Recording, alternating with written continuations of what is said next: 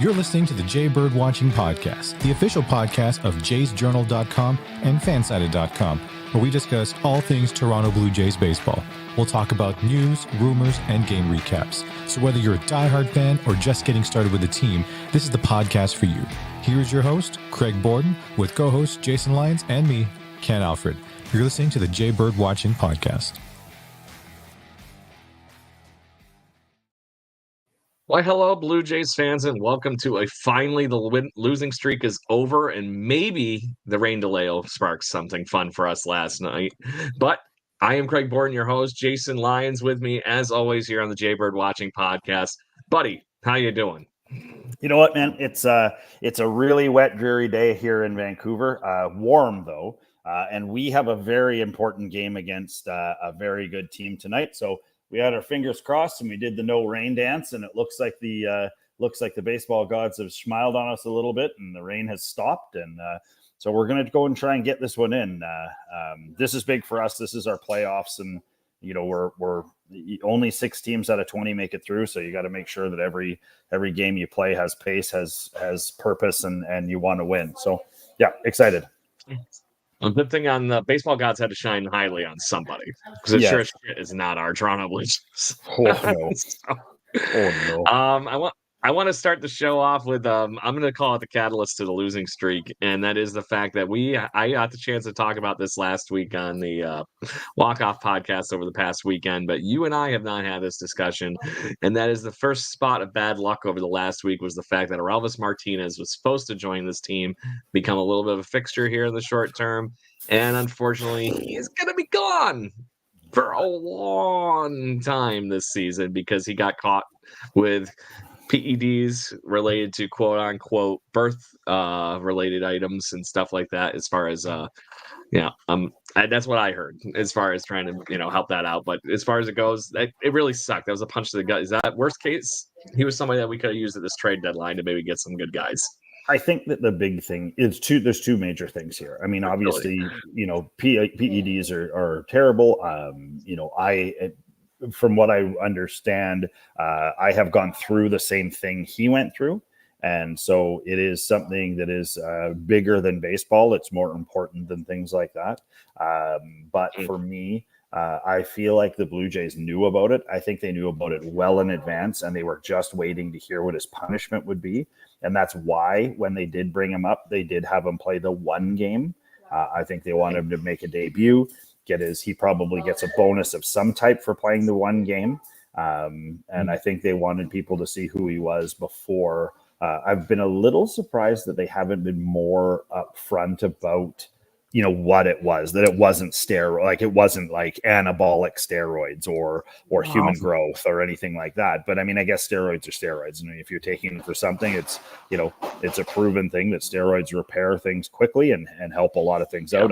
I have a friend right now who's dealing with an autoimmune issue, and steroids have significantly helped, with that. And I mean, it's one of those things that guys were juicing way back when. Guys have been juicing for way longer than we knew about juicing. And even the guys way back were probably doing something to make sure. I've seen some really screwed up stuff within the hockey community about what hockey players use to get up before a game, or what they used to. And we're talking about guys walking into NHL dressing rooms and salad bowls full of cough medicine that they could just throw in, and they were full of ephedra and all this stuff, and they'd be drinking triple espresso. So I mean, where do you draw the line? So unfortunate for him, because I feel like he had a lot of promise, and I feel like they just didn't let anybody know about it. Had they been a little bit more open, I think that the media would have been decently savvy about it and tried to pick up on the soft notes, but then it kind of hit and it was kind of hard notes. So, I feel like the other, Buffalo boys have picked things up and continued to pick things up.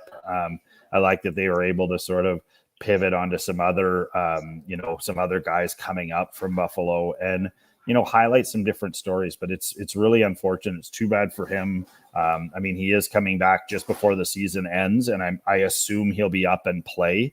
He is allowed to play. He's not and I don't know if anybody knows that, everybody understands this or not, but he's going right to Dunedin. He doesn't stop playing baseball for the next 4 months. He's allowed to play sim games. He's allowed to work out. He's allowed to take BP. He's allowed to take ground ball. He's allowed to do all that stuff.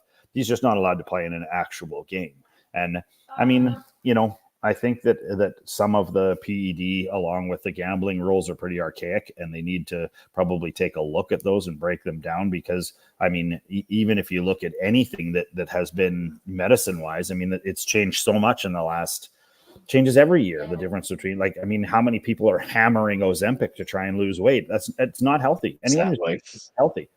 And yet, not only are they talking about it, but people talk about it like, yeah, I'm doing this. I'm taking a diabetes medicine to make me thinner, just because, because. So it's like, so for me, it was really unfortunate. I really wanted to see him. I wanted to see a couple, a month or so.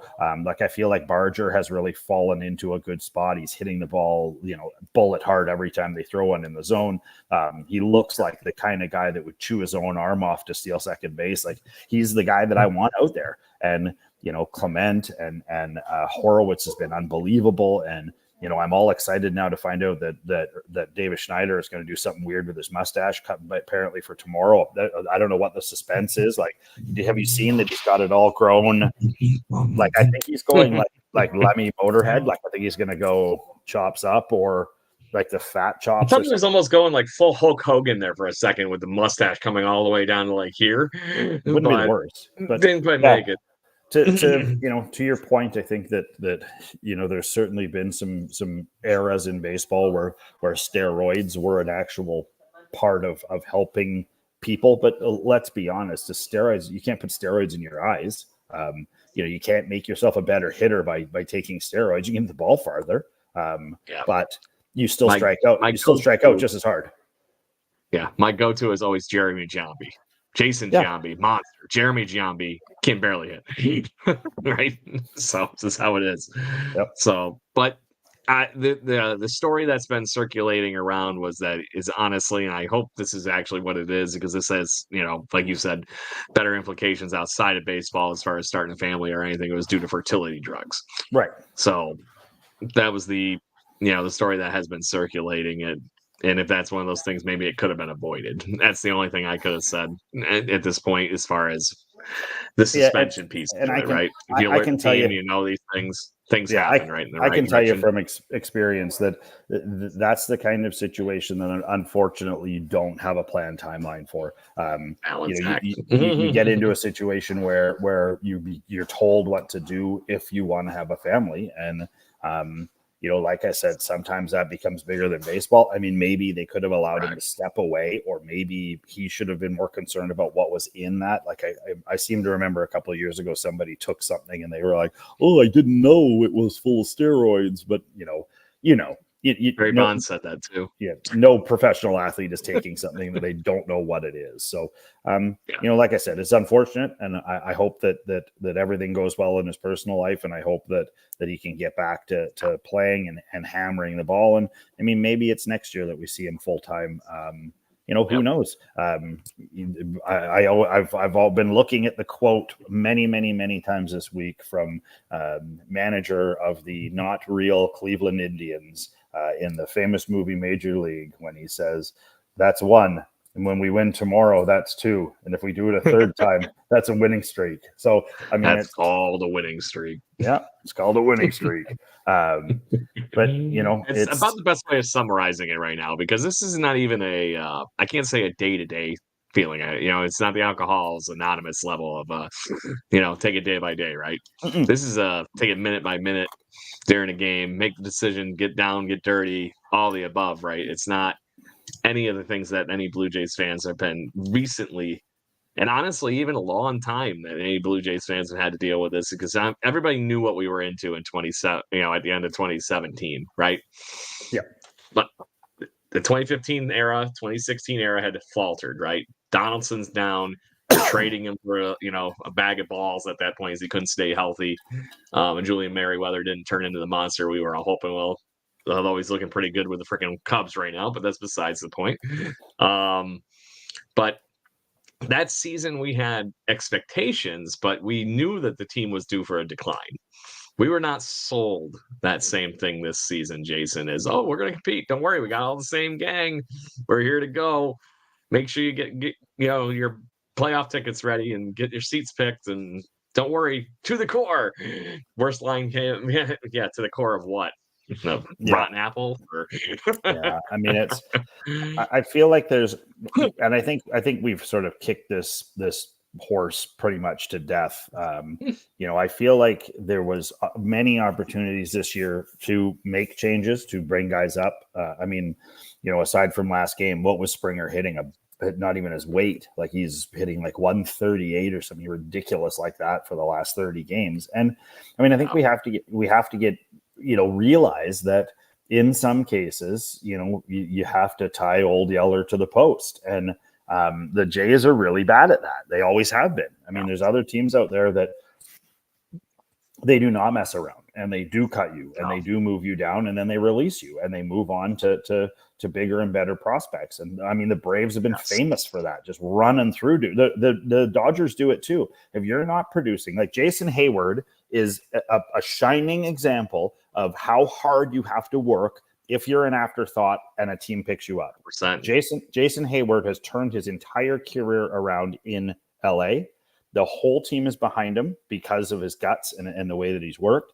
And I mean, it's not that George doesn't have that kind of in him, but once it's gone to the point where it's gone, you've either got to have him step away for a bit and then bring him back, or you just have to let him, set him off. And I mean, I know George probably makes a ton of money. I don't even want to look at it. I was thinking about it today, and I don't want to know at this point.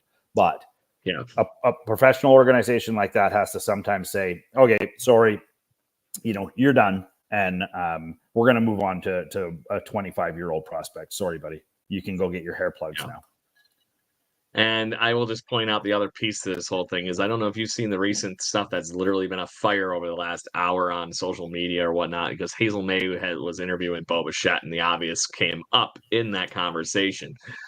What is it like to hear your name being attached to trade talks? Are you surprised? Are you shocked? Are you, hurt or anything? And he goes, I'm not surprised at all. It was just that stupid, simple, black, done, and it's that level of accountability that you were just talking about there. I know it's Bo Bichette, but that just screamed the opposite of that whole thing. Nobody's holding anybody accountable in that situation. He goes, fuck it, I don't care. Don't you think though that a lot of them saying it with that mantra, but you know what I mean? It just comes off that don't way. You think though that a lot of guys are probably feeling that way on the team? I mean, this is where teams, if you're smart about it and you're good ownership, which we don't have, you take that to your advantage right now. Bo is still a very tradable guy. Even though he's struggled this year, he is still a very tradable prospect. And I understand fan bases and they're, like when Trevor Linden was traded away from the Vancouver Canucks, I was devastated. He was the guy that I had grown up with. He's the guy that I liked the most and all of the rest of that. And I can tell you guys with honesty, we still sucked after he was gone. Like it didn't change. The sun still came up the next day, and Trevor Linden was in New York doing terribly. So I mean, it's one of those things where if you're a fan of the team, then you have to understand you're cheering for the team. If you're a fan of Bo Bichette's, totally different thing. You can want him to be a Blue Jay. That's different as well. It's guys like, I would much rather keep a guy like Danny Jansen than I would a guy like Bo Bichette. Even though I like Bo Bichette and I think he does great and I think he's really good for the image of the team and all of the rest of that stuff. Yep. There are people out there, believe me, there are 10,000 Bo Bichettes out there. Good looking, long hair, all, the flash, all of that stuff. And some of them actually have a personality. So the thing that Blue Jays fans have to keep in mind is that there will be other Bo Bichettes. There might not be another Vladdy. There might not. I mean, he's a pretty special dude, and I love the rumor mill immediately when he cut off the dreads. Like, he's going to the Yankees. He's going to the Yankees tomorrow. Like, so it's, my worry right now, and I'm saying this honestly, buddy, is my worry right now is that Danny Jansen is a very tradable person, a very tradable player, and if he's gone, the guts of this team go with him. And you might as well just turn it to 0 if he leaves. It'll be bad. Well, we were talking about that actually on the walk-off podcast as far as sake of continuity, right? If you're talking about this team pushing into transition, there is a lot of good pitching on this team, which could be part of the trading as well. But on that note, there's got to be somebody here to man this ship. And there's nobody as far as who could be left remaining after the trade deadline. Danny Jansen is the perfect leader, and you have him paired up with Kirk. And right now, I give you that, you start up the middle, right? Yeah. If you're rebuilding. Yep. You have 2 good catchers. One of them is going to catch fire over the next few years. And I know that Danny Jansen is a free agent at the end of the season. That is not where I'm going. The fun part about that is building from there on, right? Okay, great. You still consider Orelvis Martinez a building block. He's a shortstop, second baseman, third baseman. Great. You got that. We have shortstops up the freaking wazoo around here. It's not even a joke. And then you just got a guy like, right now that's Arjun Namala had another home run today in low end of minor league system. So how far off is he? Is he going to keep doing what he's doing and keep climbing the ladder?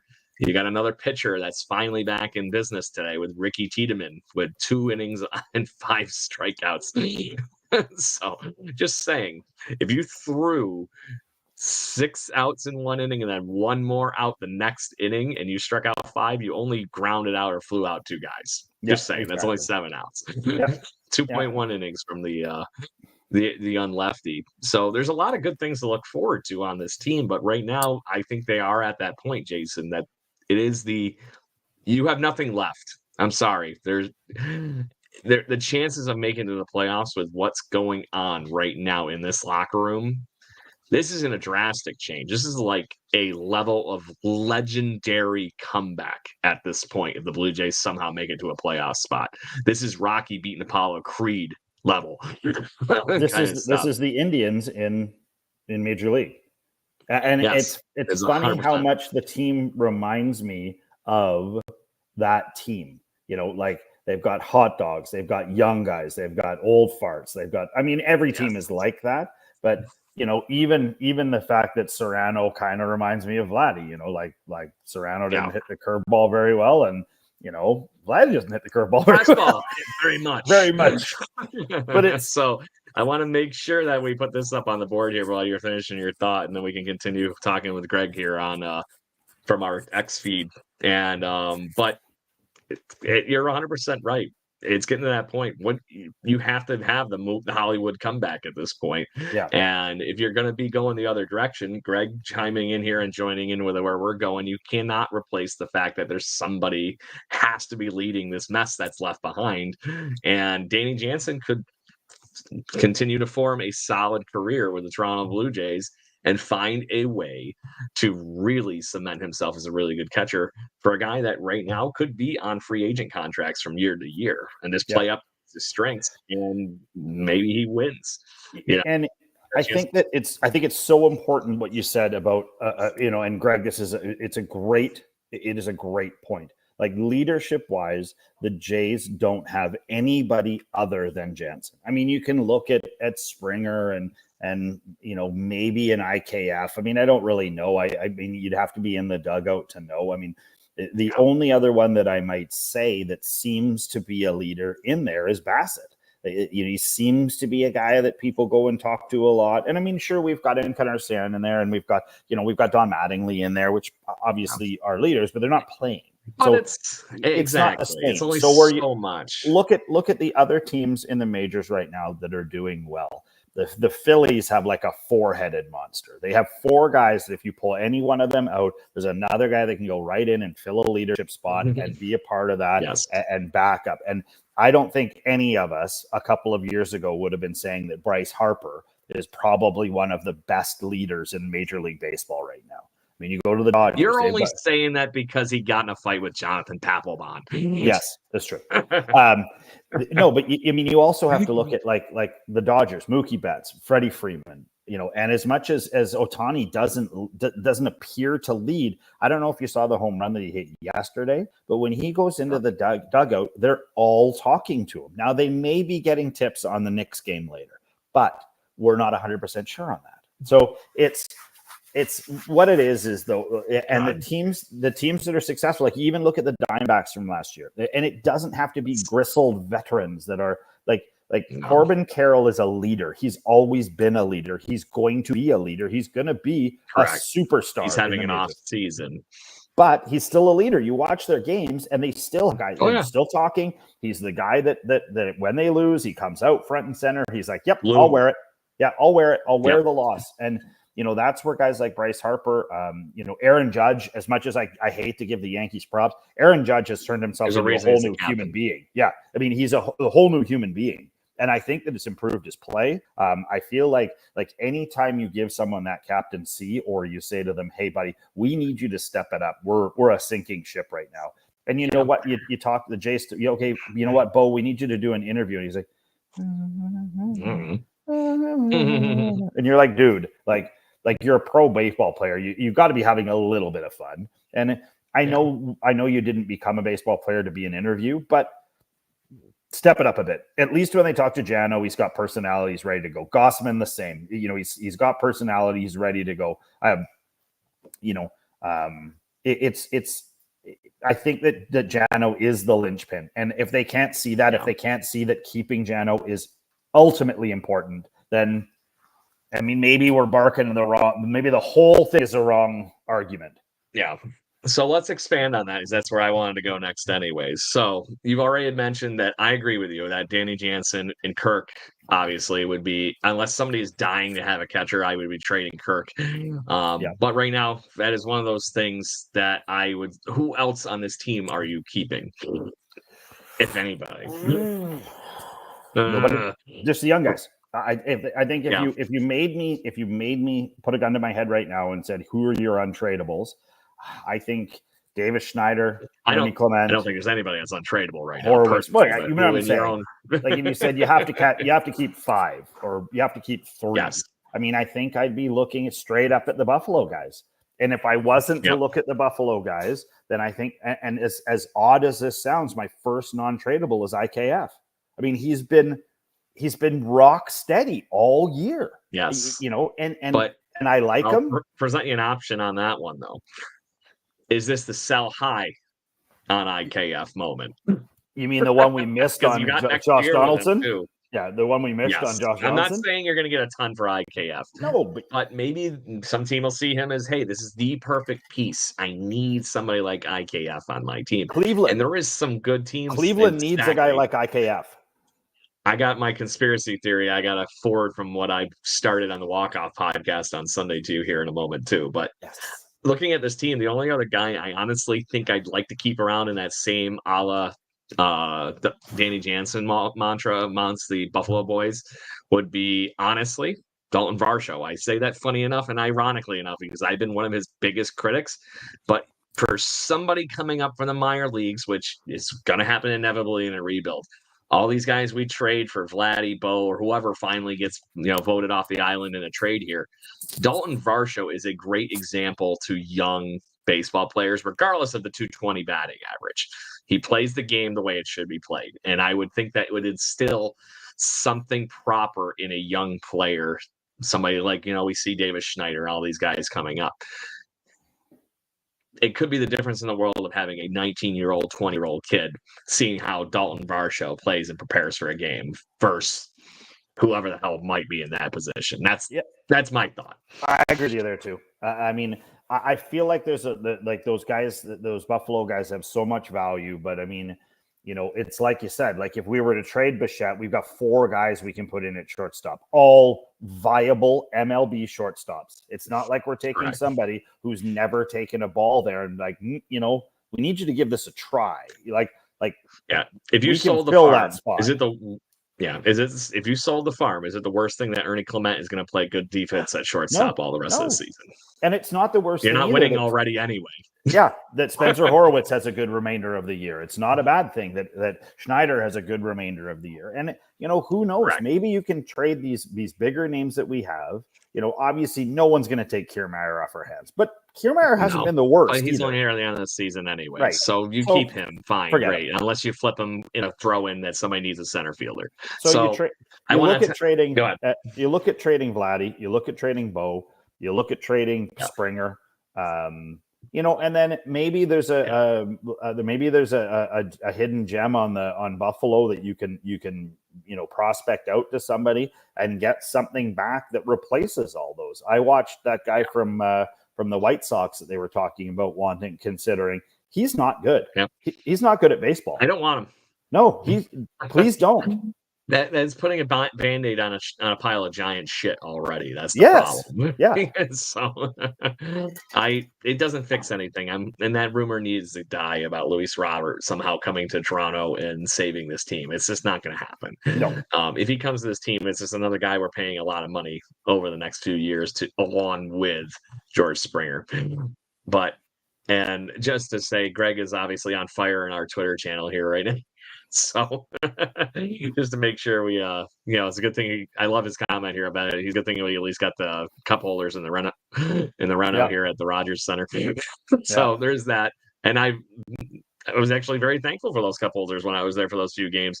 I was surprised I didn't spill it when I saw, I think, the only good game at the Rogers Center all season in that Minnesota Twins comeback. But that's besides the point. So I got to give you my conspiracy theory. Hey, hit me. I'm excited. So on Saturday, over the last weekend, Shapiro was in Cleveland. We were talking about this on the Walk-Off podcast with Steve Belfort and everybody. And what came up in this, and I was like, I knew this was there. And this was my grenade I threw into the conversation because I had to say it because I'm the weird American in the room that has a conspiracy theory for everything, right?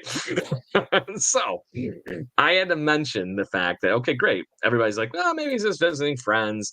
Maybe he's, doing this, that, whatever it might be. I said, what if he's actually already the only acting general manager on this team? And Ross Atkins' job is literally just to get done with the major league draft here in the next couple of weeks. And Shapiro was actually there to trade the Guardians, possibly, or lay the groundwork for a possible trade for Bo Bichette to the Guardians. I mean, I don't know who plays short right now for the Guardians. Nobody. It's Ilan Pacheco, I think. He's a great defensive guy. Great defense. It's like Ryan Goins for us in 2015. Has a great glove, just coming back. Pacheco. Okay, hold on. I'm just having a look here a second. So short. Anyway, he's been about 200. They've got Rocchio, Arias, Tyler Freeman, and Jimenez. Yeah, Rocchio they've got down as a third baseman. Yeah, the other gentleman there that has been playing shortstop for them is actually hurt, from what I recall seeing. Yeah. So that's why we didn't see him even when we were playing in Cleveland or when they were up in Rogers Center the last couple of times. They're hurting at shortstop. If they're looking to add offense, shortstop is the spot for them to add. And it's not even just a this year thing. It's a foreseeable future thing. You already got one of the best third basemen in baseball with Jose Ramirez on the side of the corner, there. And then if you look at the prospect capital versus a lot of other young teams, it lines up well for the Blue Jays for major league ready prospect. They've got both Naylor boys are playing well right now for them. They've got a super solid outfield. I would say one of the better ones in the majors. So you might be right. And to be honest with you, once again, I would not be disappointed. I'm a fan of the Blue Jays, the team, and I want the Blue Jays, the team, to win. And I don't take any solace in a losing month where a hitter hits 400. Who cares? It's the, what do they say? There's no I in team, right? Yes. So it's one of those things where, it's. I was just going to say I think it creates. I'm just looking at Cleveland's depth chart now that we're mentioning it, and I mean it creates. I mean there are some really good players that aren't playing in Cleveland right now, or they're sitting on their bench. They have some really good young arms in that prospect capital, and you are more than well aware that the Blue Jays can't draft a pitcher to save their fucking life. Oh, no. Well, they can't draft anybody to save their life, but that's besides the point. Because let's look at the guys that have come up in recent, right? Those aren't guys that were drafted expecting to be the best round picks, right? It's the Davis Schneiders that were drafted in round picks that don't even exist anymore. That's what we have at our major league level right now. So I've been looking at teams like the Guardians, and I've been trying to just, I'm basically putting my MLB The Show, like level of managing around as I'm looking for guys. And I'm trying to see teams that line up for guys that we might be trading, because right now, according to Major League Baseball Network, and thank you, Maddie Collette on X for actually tweeting this out. It was a screenshot from earlier of who the Blue Jays would be trading at this deadline. And it's Vladdy, Bo, Kevin Gossman, Bassett, and Jordan Romano are the 5 that they blatantly call out. And you want to guess the teams? I think you know the rumor for the Bo Bichette one, for the real rumor, not my conspiracy theory. Yeah. And that is going to LA to put on nothing but Dodger blue. Saying Gossman is a very highly likely candidate for the Padres. Chris Bassett for the Rangers. And Jordan Romano, because this is now a 100% good shot at a playoff team for the Kansas City Royals. And what are they lacking? A true closer. Yeah. So there's that. And then the big elephant in the room. I know you're well aware who's been knocking on the door probably for Vladdy apparently already. And I don't get this one at all.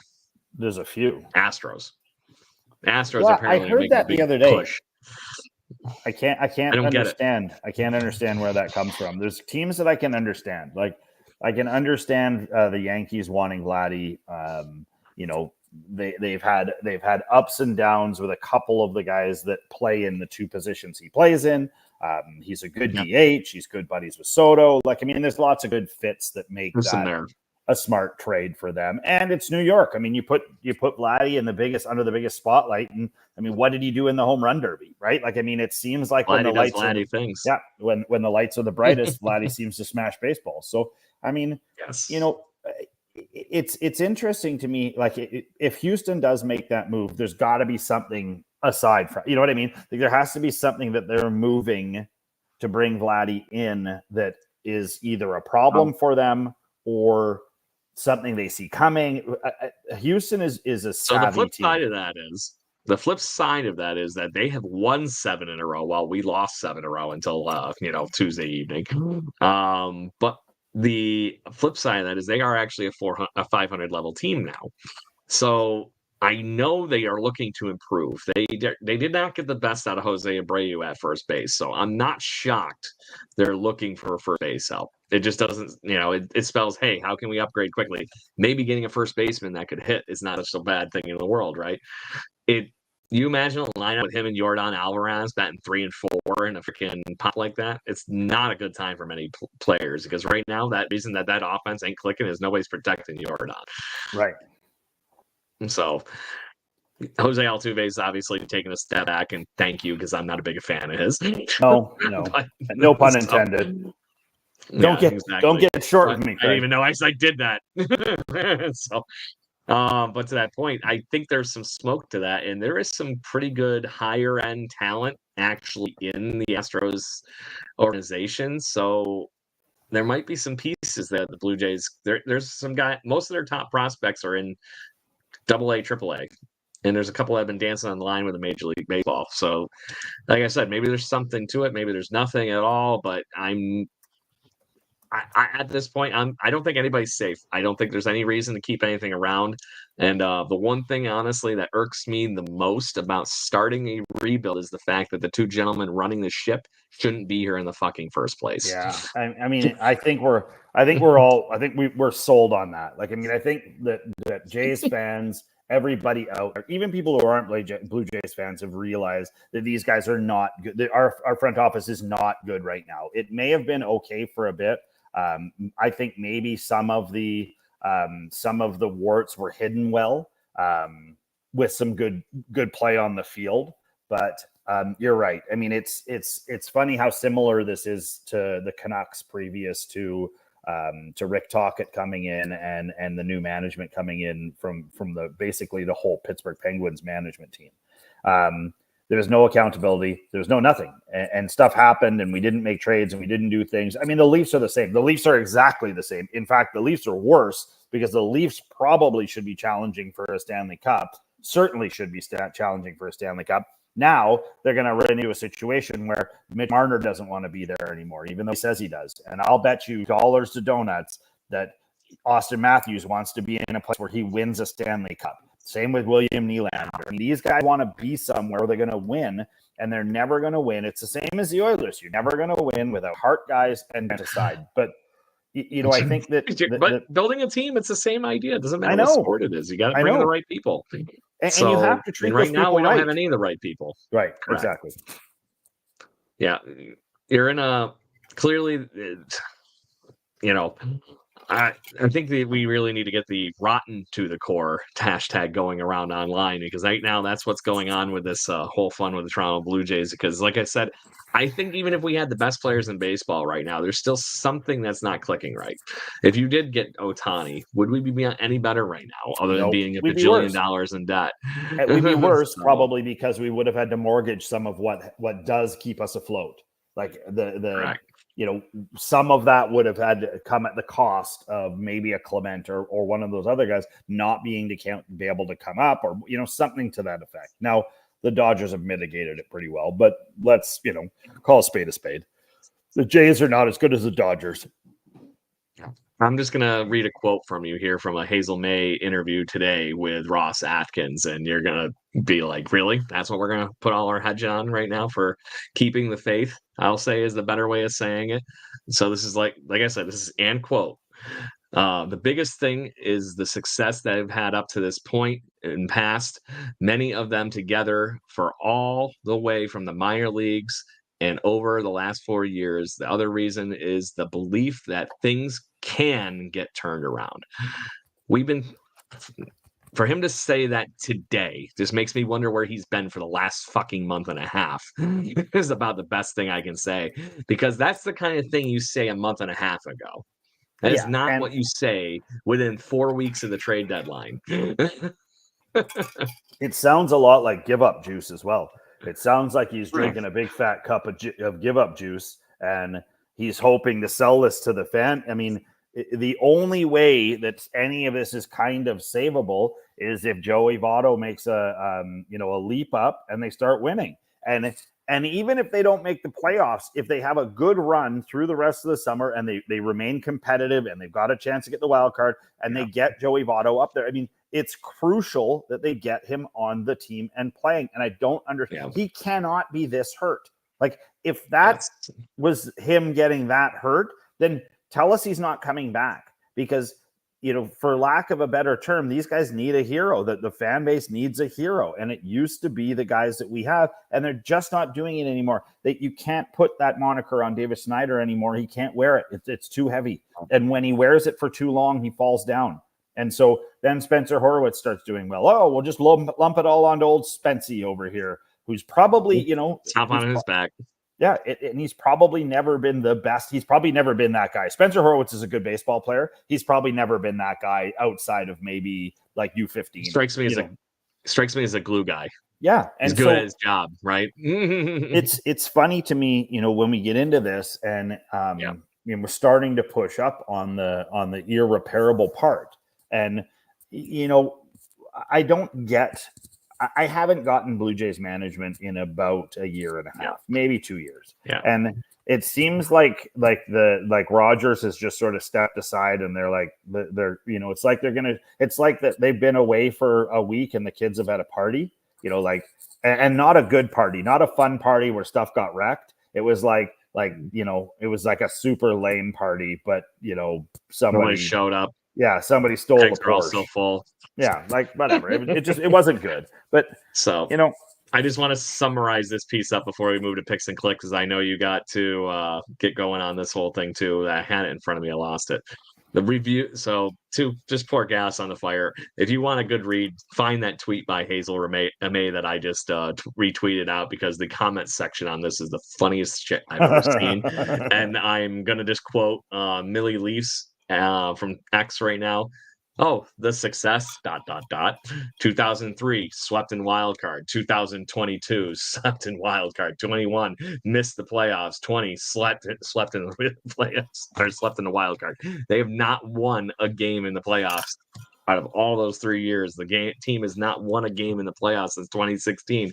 But no, Ross, everything is fine. I'm glad you're on the same plane of existence as the rest of us. Yeah. So you want to see a next dumpster fire, which is this thing that you and I picked guys last week, because obviously we did such a good time last week, being fresh off of a sweep of the Boston Red Sox taking us to school, and then rolling that right into a 7-game losing streak. Because why not? Why not?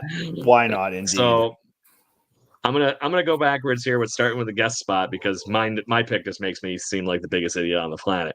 So the guest spot, we had Double K last week, Kevin Kiermaier. You had Addison Barger, who honestly, if you were looking at just him and Double K, perfect. You actually might win that one, because at least Barger contributed. Yeah. Here's the fun part that I picked. I put my money where my mouth was, and I said that they've been bitching about promoting Arelvis Martinez. Got it 1 game with 1 hit. So good call, Craig. I'm glad we got that one going for me. So I think by the wonderful words of default, my friend, you just won that 2 weeks in a row. Love default. So you are even with 5, and next week we'll have Liz McGuire with us. So we're going to have her back. She's was going to be at the game tonight for the salsa giveaway. So I didn't want to interrupt with her getting her salsa dip tray, because you got to have something Blue Jays to look forward to right now. Yeah, free stuff. So let me pull who the quote unquote worst everyday player was last week, and it's Danny Jansen at the moment, being barely edged out by Kevin Kiermaier and Addison Barger. So he is off the board right now. Danny Jansen, who you think is going to have the best week in Blue Jays baseball? Oh, good Lord. I mean, it's been such it's like picking such an absolute mess. You know what? Pinto or the Pinto? Yeah, I know. You know what? Have I had Spencer Horwitz this year? Negative. Okay, I'm taking him. Spence. Me and Spence. Yeah. He needs to get that chin guard on his helmet fixed. It bothers me so much to look at him when he goes up. No, it's got a piece of the inside guard is hanging off, and it would just just drive me nuts. Like when I'm playing hockey or anything, I can't have anything like hanging. Oh my God, I cannot. That's too funny. I haven't picked him yet this year, so we're gonna just have a realm, and I'm going to pick Justin Turner. Not bad. He's on his way up a little bit. Decent. I need a win. It's been 2 weeks of you winning. I can't let you get away with those bragging rights. So I got one stupid highlight I wanted to show with you to end the game on a higher note, because we've been having so much fun lately. Yeah, before I let you go off, rays of sunshine. Literally a quickie. Yes, and it's a fun one. That's why I got to show it. And I don't know if you saw this in the Dodgers game in the last couple nights or not, but this kid should be. I agree with this statement of Bat Boy made $700 million catch, like the $1 million arm kind of like program. Watch this. Bam. I know. It seems to me like they're hunting. It seems to me Ohtani's almost been hit a bunch of times. And I don't know if he just walks into bad places in the dugout, but there was one in the Dodgers at Dodger Stadium where he almost got hit. And then he sort of moved back and he was talking to the people about almost getting hit, and another ball got hit right into the dugout and rifled around in the dugout. And yeah, I don't know. Maybe it was like that clip we showed of. I think we had that during the offseason, that one blooper where the guy hit like 17 foul balls into the one end of the dugout, in the exact same spot. Yeah, and the whole pitching team and everybody moved down one edge, and he hits one more over there. It was just hilarious. So, but that's where it is. That's baseball. You gotta have something fun going on. It can't be all gloom and doom. You're right. On the gloom and doom part here, hit the damn reset button. That's my plan right now. Yeah. So On that note, Blue Jays fans, thank you very much for tuning in and commenting. Greg, awesome to have your comments on the show. Make sure you keep coming back. Anybody that was listening and is still listening, please hit those like and subscribe buttons. We're here every Thursday evening or, in mid-afternoon for Jason's side of the country over on the Vancouver side of things on the West Coast. And make sure you join us. Like I said, we want to have more talks with you. If you have ideas or weird conspiracy theories on why people were in Cleveland, like I said, or anything like that, we want to hear them. Yep. We're here to have fun and goof around and talk baseball in general. Obviously, Blue Jays centric first, but there is only so much punishment everybody can take with what's going on right now. And like I said, Jason, I think they need to give the fans the reset button to have something fun to look forward to the rest of the season, because prospects can be fun too. And if you get the right ones, maybe this rebuild's not a bad thing. 100%. So we'll go from there. One thing for anything else, you? Yeah, one thing for the Jaybird Nation out there. If there's anybody out there that is looking to get themselves a brand new spanky baseball glove, I have been working with Rival Baseball. It's rivalbaseball.ca. They have custom gloves, catcher's gloves, first baseman, outfield, infield gloves. All of the gloves on the site right now are $200. That is a steal of a deal, especially for the catcher's mitts. So I've already had a buddy take advantage of it, and it's a very short turnaround for a custom glove. They're high quality products. Their arm sleeves, eye black. A lot of the stuff is really good stuff. So get out there and buy that stuff. Support a good brother of ours from Saskatchewan. Just trying to make a go of it. Deal. Awesome. Great news too on the fact of getting some fun stuff on that, Jason. That's cool to have on the show. So on that note, Blue Jays fans, thank you very much for tuning in. We'll see you next week. And until then, let's go Blue Jays. Woo! Let's go Blue Jays. Cleveland. Thank you for listening to the Jaybird Watching Podcast. Please follow us on Facebook, Instagram, Twitter, Twitch, at BirdwatchingGC, and our YouTube channel.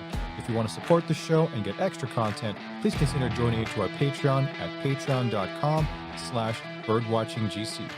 Go Jays, go.